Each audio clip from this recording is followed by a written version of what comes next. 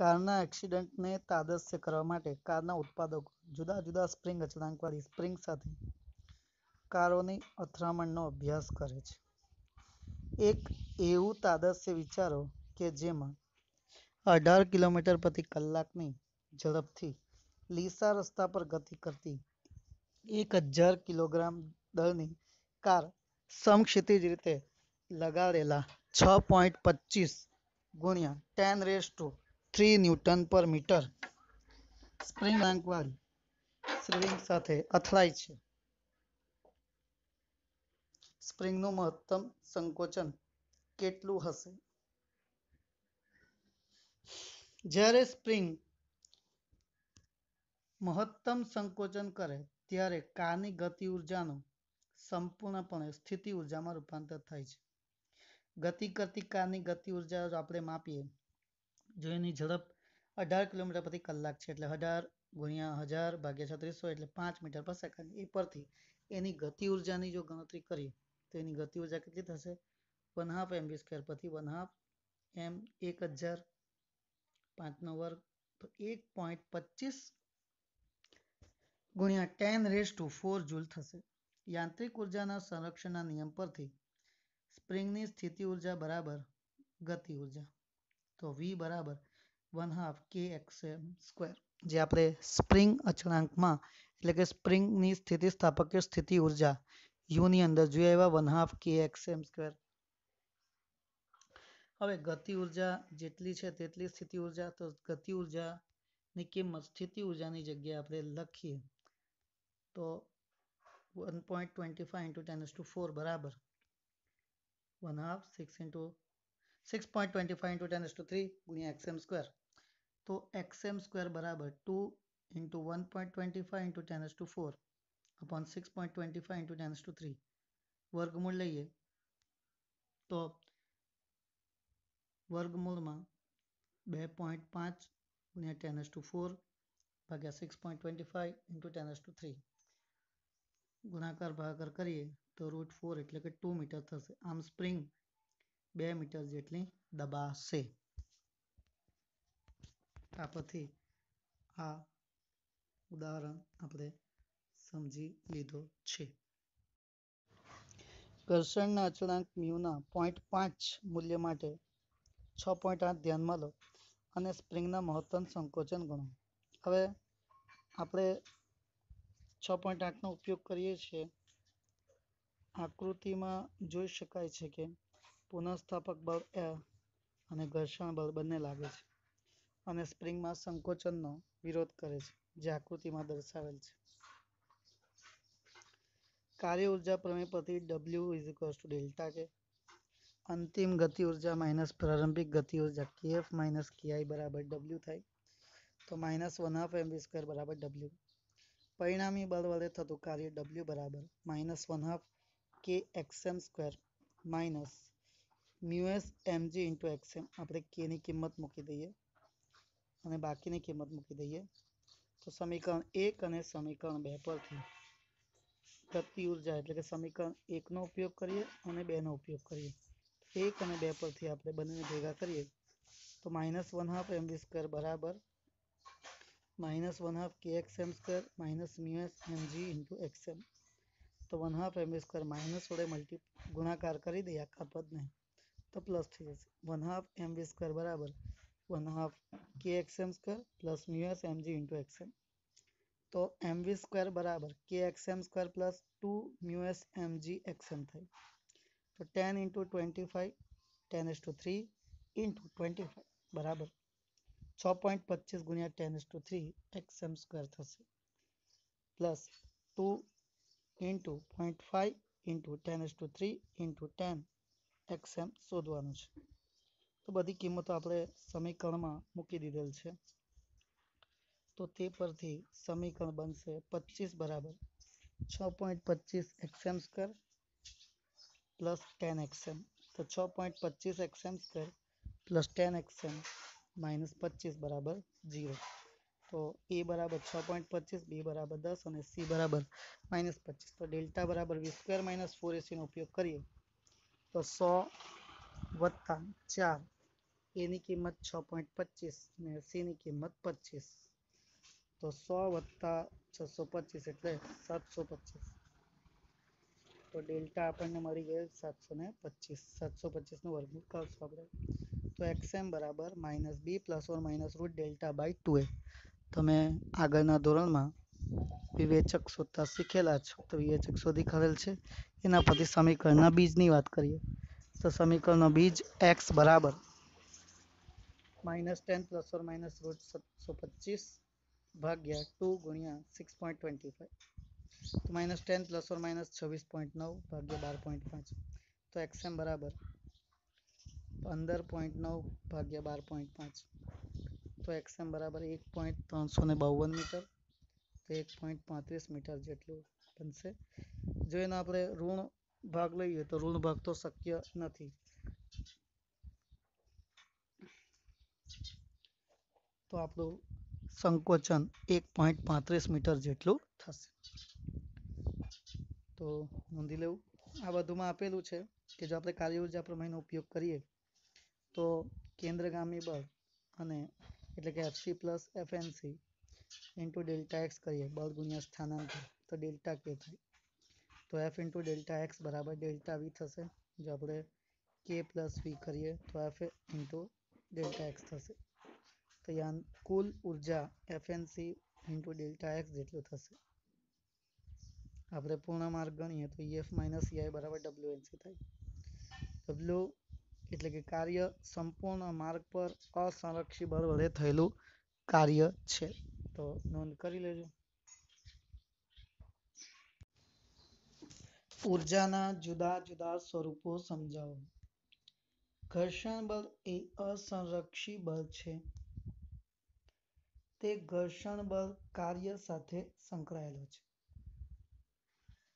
ખરબચડી સપાટીવાળા સમતલ પર v0 ઝડપથી સરકતો m દળનો બ્લોક x0 અંતર કાપીને સ્થિર થાય છે. ગતિક ઘર્ષણ બળ F ના કારણે થતું કાર્ય -Fx0 છે. કાર્ય ઉર્જા પ્રમેય પરથી x0 જેટલું અંતર કાપતા ગતિ ઉર્જાનો ફેરફાર 1/2 mv02 બરાબર Fx0 થાય છે. જો યંત્રશાસ્ત્રના સંદર્ભમાં વિચારીએ તો બ્લોકની ગતિ ઉર્જા ઘર્ષણના કારણે વેડફાઈ જાય છે. ટેબલ પર રહેલો બ્લોક સરકતા ઘર્ષણના કારણે બ્લોક અને ટેબલની આંતરિક ઉર્જામાં વધારો થાય, તેથી તાપમાન શું થાય? વધે છે. શિયાળામાં ખૂબ જ ઠંડી હોય ત્યારે આપણે બંને હથેળીઓ ઘસેડીને ગરમી ઉત્પન્ન કરીએ છીએ. ઉષ્મા ઉર્જાના રૂપાંતરનો ખ્યાલ એ પરથી આવે છે કે જો 1 કિલોગ્રામ પાણી હોય ને 10 ડિગ્રી સેલ્સિયસ જેટલું ઠંડુ થાય તો 42,000 જૂલ ઉર્જા શું કરે છે? મુક્ત કરે છે. પાણી ગરમ થાય, બરાબર છે, અને પછી ઠંડુ થાય. ગરમ થાય ત્યારે તે ઉર્જા મેળવે છે અને જ્યારે ઠંડુ થાય ત્યારે ઉર્જા મુક્ત કરે છે. રાસાયણિક ઉર્જા વિશે જાણીએ તો રાસાયણિક ઉર્જા રાસાયણિક પ્રક્રિયામાં ભાગ લેતા અણુઓની જુદી જુદી બંધન ઉર્જાઓના કારણે રાસાયણિક ઉર્જા ઉત્પન્ન થાય છે. એક સ્થિર સંયોજનનો ઉર્જા તેના મુક્ત ઘટકો કરતાં ઓછી હોય છે. એટલે કે એક સ્થિર સંયોજન લઈએ તેની જે ઉર્જા ગણશું અને જો એનો ટુકડા થાય, તૂટે, બંધો તૂટે અને ત્યારે જે ઉર્જા મુક્ત થાય તે મુક્ત થયેલી ઉર્જા જે છે ને પહેલાની ઉર્જા કરતાં વધારે હશે. રાસાયણિક પ્રક્રિયા મુખ્યત્વે પરમાણુની પુનઃગોઠવણીને કારણે છે. આમ રાસાયણિક ઉર્જા એ હકીકતમાં વિદ્યુત ચુંબકીય ઉર્જા છે. જો પ્રક્રિયકોની કુલ ઉર્જા પ્રક્રિયાની ઉપજો એટલે કે નિપજોની ઉર્જા કરતાં વધારે હોય તો ઉષ્મા મુક્ત થાય છે. આવી પ્રક્રિયાને ઉષ્માક્ષેપક પ્રક્રિયા કહે છે. જો પ્રક્રિયકોની કુલ ઉર્જા નિપજો એટલે કે ઉપજોની ઉર્જા કરતાં ઓછી હોય તો ઉષ્મા શોષાય છે અને આવી પ્રક્રિયા ઉષ્માક્ષેપક પ્રક્રિયા કહેવાય છે. કોલસો એ કાર્બનનો બનેલો છે અને તેના 1 કિલોગ્રામ દહનના પરિણામે 3 into 10⁷ જૂલ ઉર્જા મુક્ત થાય છે. રાસાયણિક ઉર્જા એવા બળો સાથે સંકળાયેલી છે કે જે પદાર્થને સ્થિરતા પૂરી પાડે છે. આ બળો પરમાણુઓને અણુઓને મિશ્ર અણુ શૃંખલામાં બાંધે છે. કોલસો, રાંધણ ગેસ, લાકડું અને પેટ્રોલિયમના દહનથી ઉત્પન્ન થતી રાસાયણિક ઉર્જા આપણા રોજિંદા જીવન માટે શું છે? અનિવાર્ય છે. વિદ્યુત ઉર્જા.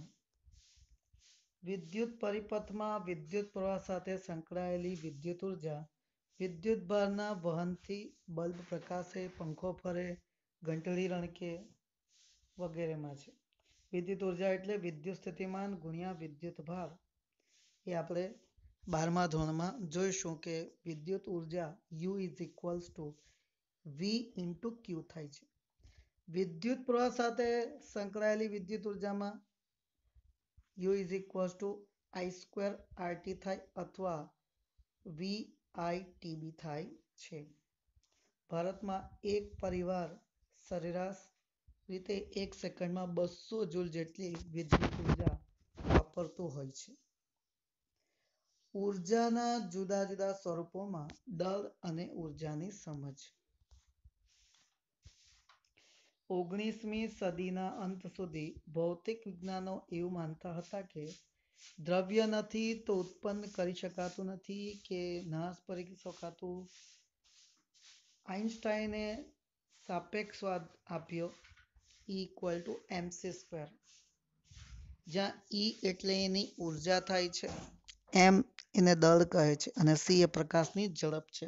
3 into 10⁸ મીટર પર સેકન્ડ. આ સમીકરણ પરથી કહી શકાય કે 1 કિલોગ્રામ પદાર્થ સાથે સંકળાયેલી ઉર્જા લગભગ 9 into 10⁻16 જૂલ થાય. કઈ રીતે?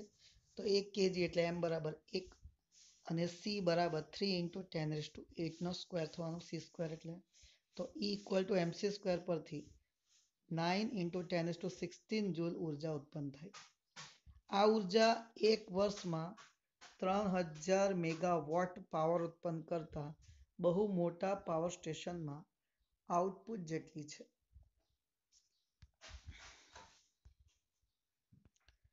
ઉર્જાના જુદા જુદા સ્વરૂપમાં હવે આપણે ન્યુક્લિયર ઉર્જાની વાત કરીશું.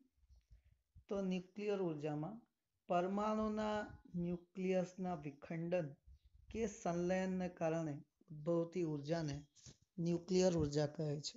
એટલે કે જે પરમાણુ મથકો છે ત્યાં યુરેનિયમ પર ન્યુટ્રોનનું પ્રતાડન કરીને યુરેનિયમના ટુકડા કરવામાં આવે અને એમાંથી ઉર્જા મુક્ત થાય છે. તો ટુકડા થાય, વિખંડન થાય. હવે કેટલીક પ્રક્રિયા એવી છે જેમાં ટુકડા ભેગા થાય અથવા પરમાણુઓ ભેગા થાય. તો તે છે જે સૂર્યમાં થાય તેને તાપ ન્યુક્લિયર સંલયન પ્રક્રિયા 10મા ધોરણમાં તમે ભણેલા છે.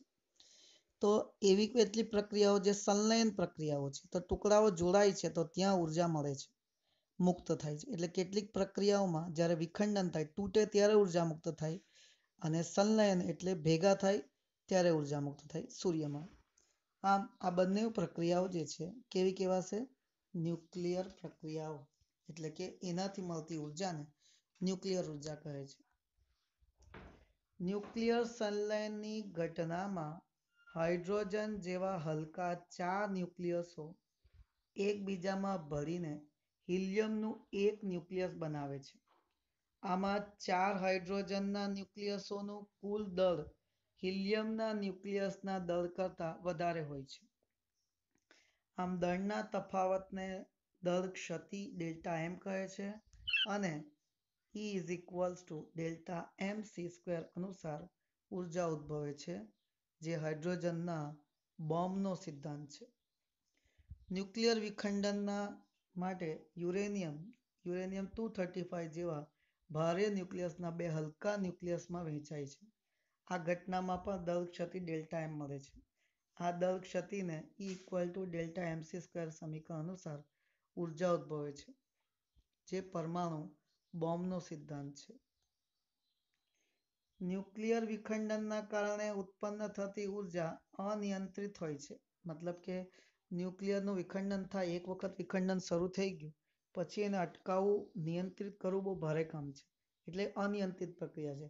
પણ જે જગ્યાએ એને નિયંત્રિત કરવામાં આવે છે તો તેવા ક્ષેત્રોમાં એનેમાંથી આપણે ઉર્જા મેળવી શકીએ છીએ. અને નિયંત્રણ નહીં કરીએ તો એ અણુ બોમ્બ બને છે.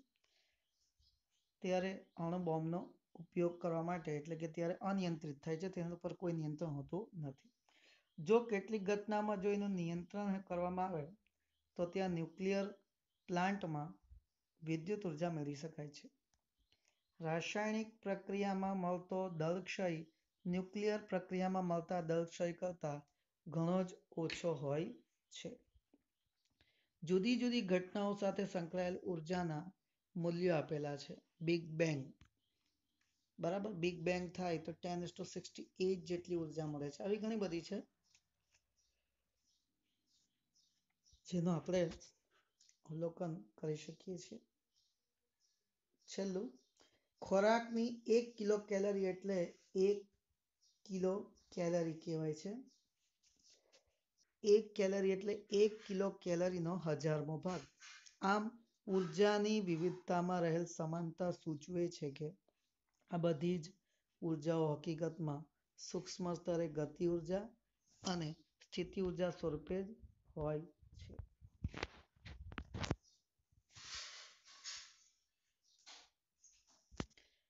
તો ઉર્જા સંરક્ષણના સિદ્ધાંત તરફ આપણે જઈ રહ્યા છીએ.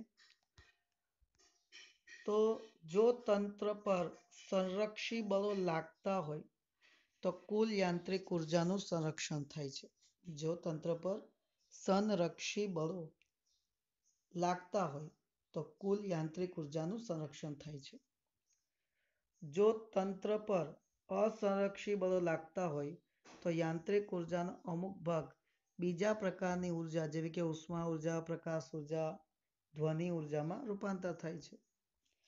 જો આ બધા પ્રકારની ઉર્જાઓનો સરવાળો કરવામાં આવે તો અલગ કરેલા તંત્રની કુલ ઉર્જા બદલાતી નથી, એટલે કે અચળ રહે છે. ઉર્જા ઉત્પન્ન કરી શકાતી નથી કે તેનો નાશ કરી શકાતો નથી, પણ ઉર્જાનું એક સ્વરૂપમાંથી બીજા સ્વરૂપમાં રૂપાંતર થાય છે. સમગ્ર વિશ્વને અરેખ કરેલું તંત્ર ગણીએ તો સમગ્ર વિશ્વની કુલ ઉર્જા અચળ છે. એટલે કે કુલ ઉર્જા બરાબર બધા જ પ્રકારની ઉર્જાઓનો સરવાળો. ઉર્જા સંરક્ષણનો સિદ્ધાંત સાબિત કરી શકતો નથી, તેમજ તેનું ખંડન પણ થઈ શકતું નથી.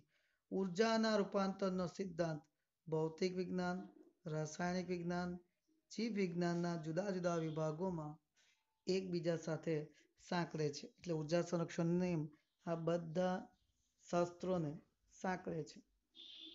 એન્જિનિયરિંગમાં તો વિદ્યુતીય સંચાર અને યાંત્રિક સાધનો કેટલાક પ્રકારની ઉર્જાનું રૂપાંતર પર આધાર રાખે છે.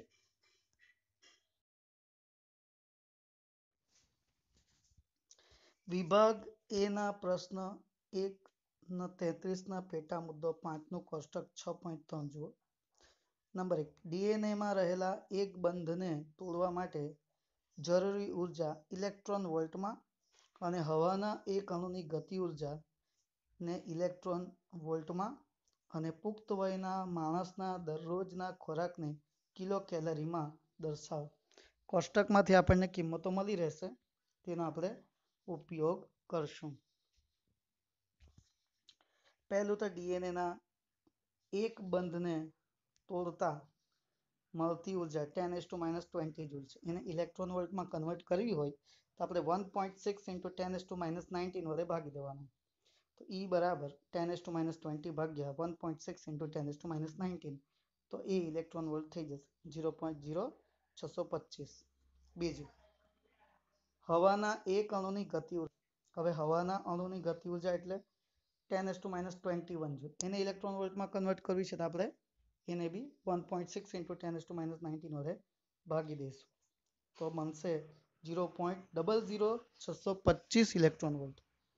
એ જ રીતે ત્રીજો ક્વેશ્ચન જે છે તે કિલો કેલરીમાં ફેરવવાનું છે. માનવ શરીરમાં ક્ષય પામતી ઉર્જા 10⁷ જૂલ છે. હવે જુઓ 1 કિલો કેલરી ક્યારે થાય 4.2 × 10⁻³ જૂલ થાય ત્યારે 10⁷ જૂલ હોય તો કેટલા કેલરી થાય તો આપણે એને 4.2 × 10⁻³ વડે ભાગી દઈએ તો મળશે 0.23809 × 10⁴ એટલે 2381 કિલો કેલરી એટલે nearly equal to 2400 kilo calorie જેટલી થશે. તો આ રીતે પ્રશ્ન થાય છે.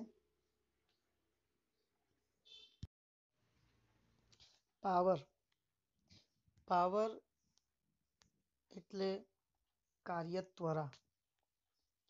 કાર્ય કરવાના સમય દરને પાવર કહે છે અથવા એકમ સમયમાં થતા કાર્યને પાવર કહે છે. જો ΔT સમયમાં થતું કાર્ય ΔW હોય તો ΔT સમય દરમિયાન સરેરાશ પાવર P બરાબર ΔW/ΔT. ટી સમયે તાત્ક્ષણિક પાવર P બરાબર લિમિટ Δx → 0 કરીએ એટલે કે Δt → 0 કરીએ તો ΔW/ΔT ઇઝ ઇક્વલ્સ ટુ શું થશે dW/dt થશે. તો જો બળ F વડે પદાર્થનું સ્થાનાંતર dr જેટલું થાય તો આપણે કહીએ કાર્ય W બરાબર F × dr. હવે સમીકરણ 1માં W ની ઉપરની કિંમત મૂકીએ તો P બરાબર d/dt of F × dr તો F × dr/dt તો P is equals to F × V. Power એ અદિશ રાશિ છે. તેનું પારિમાણિક સૂત્ર m1L2 T-2 છે T-3 છે. પાવરનો SI એકમ જૂલ પર સેકન્ડ પણ છે જેને વરાળ યંત્રના શોધક જેમ્સ વોટની યાદમાં વોટ કહે છે. 1 વોટ બરાબર 1 જૂલ પર સેકન્ડ થાય છે. પાવરનો મોટો એકમ કહેવાય છે કિલોવોટ અને એના કરતાં મોટો મેગાવોટ. અન્ય બી પાવરના એકમોમાં હોર્સ પાવર છે. વ્યવહારમાં એક મોટો એકમ હોર્સ પાવરનો ઉપયોગ ખૂબ જ થાય છે જે બ્રિટિશ પદ્ધતિનો એકમ છે. હોર્સ પાવર એટલે 746 વોટ થાય છે. હવે P જે છે એટલે કે પાવરનું જે સૂત્ર છે તે P બરાબર W/T પણ થાય છે. PT is equals two W. Power અને સમયના ગુણાકારથી કાર્ય મળે છે જેના પરથી કાર્યનો એકમ કિલોવોટ અવર મળે છે. કિલોવોટ અવર 1 કિલોવોટ જેટલા અચળ દરે 1 કલાકમાં થયેલા કાર્યને કિલોવોટ અવર કહે છે. 1 કિલોવોટ અવર બરાબર 10⁻³ વોટ ગુણ્યા 3600 સેકન્ડ એટલે 1 કિલોવોટ અવર બરાબર 3.6 × 10⁶ જૂલ પર જૂલ કાર્ય થાય જેને વીજળીની વપરાશમાં યુનિટ કહેવામાં આવે છે. 1 કિલોવોટ એ પાવરનો એકમ નથી પણ ઉર્જાનો એકમ છે. બરાબર જ છે ને. આપણે એને કિલોવોટ અવર કહીએ છીએ. તો આ કિલોવોટ અવર જે છે એ કાર્યનો એકમ છે, પાવરનો એકમ નથી. એટલે કે એ ઉર્જાનો એકમ થશે. પાવરના આધારિત પ્રશ્નો. મહત્તમ 1800 kg સહન કરી શકે